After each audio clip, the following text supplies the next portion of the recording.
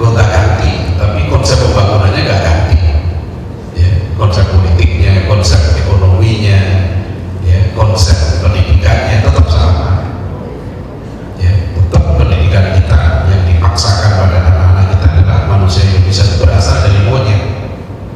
Itu mau gonta ganti presiden, gonta ganti menteri, tetap teori itu nggak berubah. Teori kemajuan bahwa bangsa kita ini maju, konsepnya adalah maju itu adalah pendapatan per kapita, nggak berubah dari dulu sampai sekarang. Nggak ada nilai ketakwaan masuk indikator kemajuan, itu tidak ada. Bahkan ranking perguruan tinggi pun oleh pemerintah itu tetap rankingnya nggak ada seperti iman, takwa, akhlak mulia. Padahal di konstitusi kita ada. Nah ini penting, maksud saya begini. Makanya kalau kita memiliki program dakwah, kita ada hal yang lebih bukan penting, artinya ada dimensi peradaban yang harus kita lihat. Ya, di dalam pengurusan Dewan Dakwah sekarang, waktu itu saya sampaikan prakar ini kita membuat program menuju Indonesia adil makmur 2045. Ya, kita punya program 25 tahun untuk mewujudkan Indonesia adil makmur, dan itu kita berarti konteksnya adalah Indonesia dalam kancah peradaban. Dan sekarang ya, saya yakin bahwa satu-satunya peradaban yang secara konseptual itu optimis bisa menyelesaikan problem manusia itu hanya Islam. Ya, komunisme meskipun eksis secara politik, ya, tapi dia nggak punya solusi. Ya, Cina itu kuat secara ekonomi, tapi dia nggak ada solusi untuk mensejahterakan umat manusia, membangun perdamaian dunia. Nggak ada konsepnya. Ya, dia konsepnya menguasai aja. Barat sekarang kita tahu ya sudah kelimpungan, ya krisis di mana-mana. Nah Islam ini yang sekarang ini ditunggu perannya. Nah, tergantung umat Islam mampu nggak mewujudkan. Ya, maka disinilah pentingnya kita membangun institusi-institusi peradaban. Ya, kita bertekad di Dewan Dakwah ini, di kepengurusan sekarang ini adalah Dewan Dakwah harus menjadi lembaga dakwah terbaik. Inna sholati wa nusuki wa mahyaya wa mamati lillahi rabbil alamin. Dengan ini kami dari pimpinan Dewan Dakwah Provinsi Banten menyampaikan ucapan selamat atas pelantikan saudara pada hari ini. Sekaligus kami mengucapkan selamat.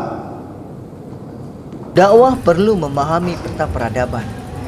Ketua Umum Dewan Dakwah Islamiyah Indonesia Dr. Haji Adian Husaini menyatakan, dalam berdakwah umat Islam perlu memahami peta peradaban, bukan hanya memahami percaturan politik global dan peta politik nasional.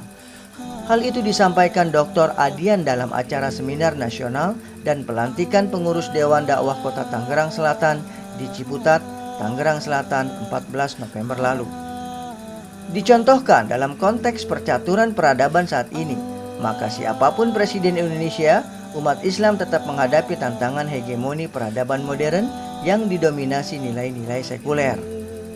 Pasca pemilihan presiden di Amerika berpengaruh terhadap perkembangan politik Islam, dan kepulangan Habib Rizik Syihab pun ditanggapi Ketua Umum Dewan Dakwah menjadi sebuah potensi kekuatan politik di Indonesia. Ustaz, ini untuk pertama kita lihat kemenangan Presiden Amerika yang barunya Biden ya.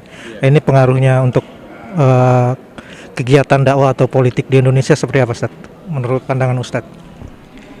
Ya, sebetulnya nggak banyak beda ya antara Republik atau Demokrat gitu. Karena mereka semua berpegang kepada kepentingan Amerika atau national interest-nya Amerika. Itu yang mereka utamakan gitu. Hanya nanti beda cara pendekatan biasanya. Kalau Republik ini kan pendukungnya Kristen sayap kanan ya, right wing Kristen Zionis, itu yang paling banyak, sehingga memang mereka lebih kuat dukungannya kepada Zionis Israel. Nah, biasanya itu disitulah muncul ketegangan dengan Indonesia, karena Indonesia tentu masih tetap membela Palestina kan. Nah kalau Demokrat itu agak kurang dukungan pada Zionis, agak kurang, tapi tetap Joe Biden dengan wakilnya sudah menegaskan komitmennya akan tetap mendukung Israel kan, bahkan akan mengucurkan bantuan itu ratusan triliun untuk Israel dalam bidang pertahanannya. Jadi bagi kita nggak akan terlalu banyak bedanya ya. Kita tetap harus berpijak secara nasional ya Indonesia sendiri dan sebagai umat Islam. Nah, tapi memang mayoritas kelihatannya ya umat Islam di Amerika itu lebih memilih Biden karena represifnya ya kepada umat Islam kurang ya. Apalagi kan ada beberapa kali Biden juga mengungkapkan tentang komitmennya untuk melindungi umat Islam lah gitu. Jadi kita begitu. Ini Sat, juga terkait ini kepulangan HRS-nya Sat. Nah ini kan masa begitu banyak ya. Nah ini sebenarnya sebuah kekuatan politik atau hanya sebuah kerumunan lain Sat? Ya, ini menunjukkan fenomena Habib Rizik Syihab ini kan bahwa beliau betul-betul ya seorang pemimpin yang nyata, yang real. Karena masa yang datang menyambut Habib Rizik itu nggak dikoordinir, artinya mereka itu begitu tulus. Nah, kita lihat kan di video-video itu sampai ada yang nangis-nangis gitu ya. Itu bukan direkayasa, itu real. Dan itu tentu sebuah potensi bukan hanya politik, semuanya ya potensi. Jadi kekuatan massa yang besar ya, yang sangat percaya ya, sangat mencintai seorang pemimpin ini sekarang tergantung pada sang pemimpin itu. Beliau Habib Rizik ya tentu setelah ini gitu ya, setelah memiliki kepercayaan yang begitu tinggi itu, beliau bisa melanjutkan itu ke dalam program-program yang lebih nyata. Dalam bidang politik itu potensial kan. Artinya semua kekuatan politik lah sekarang ini melihat Habib Rizik ini potensi yang nyata. Nah sekarang apakah Habib Rizik mau mimpin partai sendiri gitu ya, sehingga masanya nanti akan mendukung beliau dalam kancah politik yang real ya, dalam bentuk partai politik. Misalnya setelah ini Habib Rizik mengumumkan partai gitu kan, membentuk partai baru, atau Habib Rizik mendukung partai yang lain. Nah itu artinya suara beliau itu sangat diperhitungkan sekarang dalam perpolitikan nasional di Indonesia. Tapi juga masa yang kuat dukungannya, fanatik ya seperti ini, itu bisa diarahkan juga ke bidang yang lain, misalnya bidang ekonomi. Nah kalau Habib Rizik sekarang ini misalnya memiliki dukungan ya, atau punya program penggalangan kekuatan ekonomi umat, itu juga sangat bagus. Yang ketiga juga dalam bidang pendidikan. Jadi dalam berbagai bidang nih sekarang Habib Rizik punya potensi untuk merealisasikan ya potensi dukungan yang begitu besar itu ke dalam program-program yang nyata, program-program yang real, yang lebih terkoordinir lagi, terstruktur gitu kan. Kan sekarang ini beliau kan pemimpin organisasi FPI, tapi sekarang kan orang yang mendukung beliau bukan hanya FPI sekarang kan, jadi sudah begitu luas gitu. Ya, itu aja. Ya, makasih.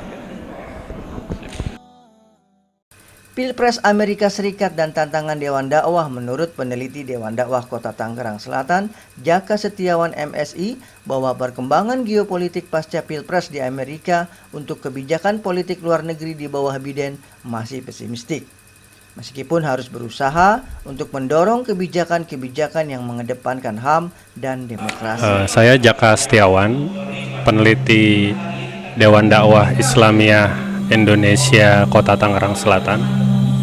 Melihat situasi perkembangan geopolitik dan geostrategik di kawasan ASEAN atau di Asia, kita melihat bahwa telah terjadi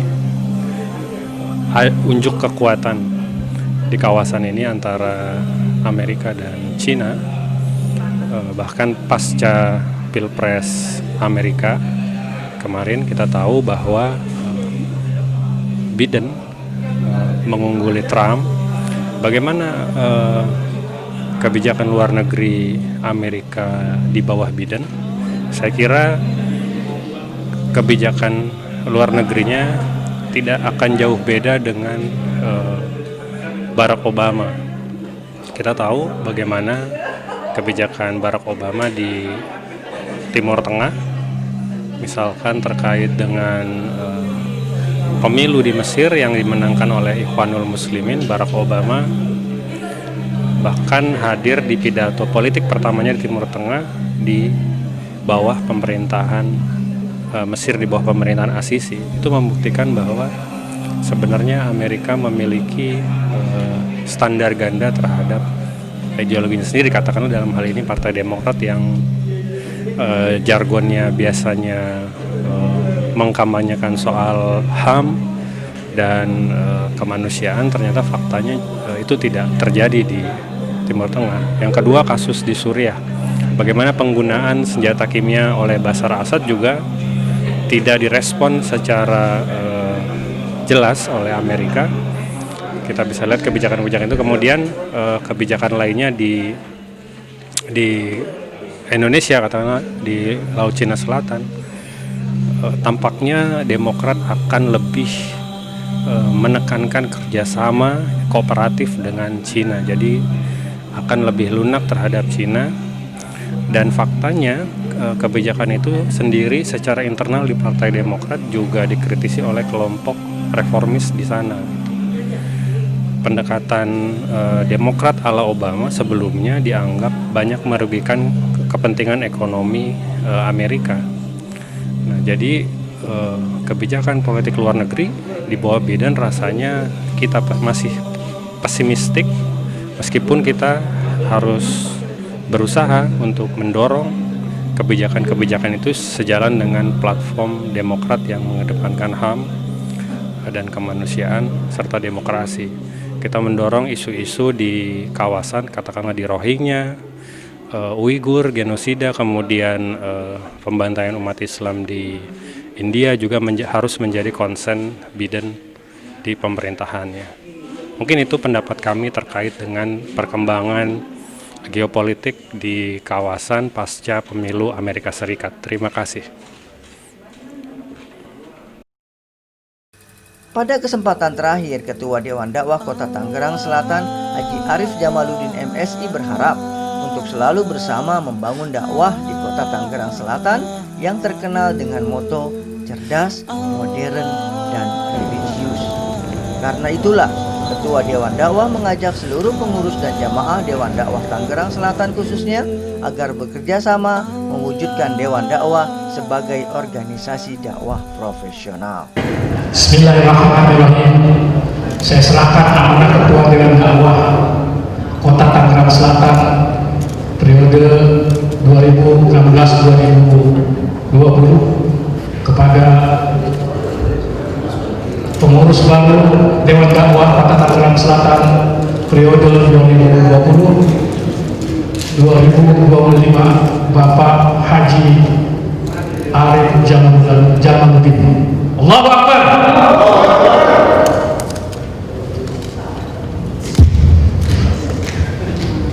Dengan mengucapkan Bismillahirrahmanirrahim, kami terima Panji Dewan Dakwah untuk dikibarkan di wilayah Kota Tangerang Selatan. Terima kasih.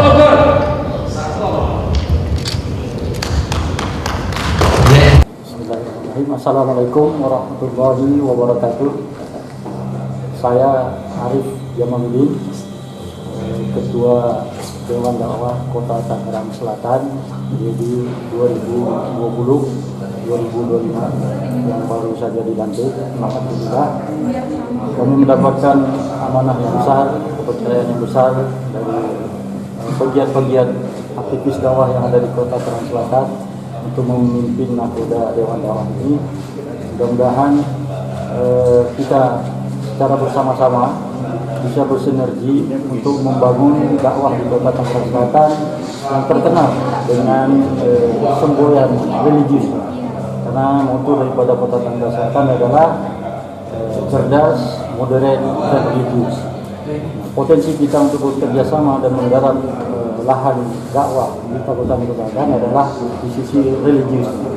Oleh karenanya, mari kita bahu-membahu mengurus yang baru saja dilantik, yang mempunyai kapasitas dan koneksitas yang luar biasa, akan kita himpun untuk bergerak bersama-sama memajukan dakwah di Kota Tangerang Selatan. Mohon doa restu dari semua pihak agar niat baik dan cita-cita serta program kerja yang sudah diformulasikan dalam bentuk langkah-langkah kerja bisa kita wujudkan dengan sebaik-baiknya. Terima kasih. Assalamualaikum warahmatullahi wabarakatuh.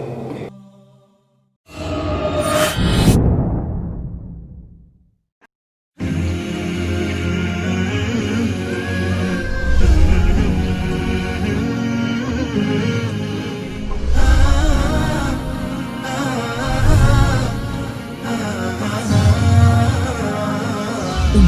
TV, cahaya umat dan bangsa.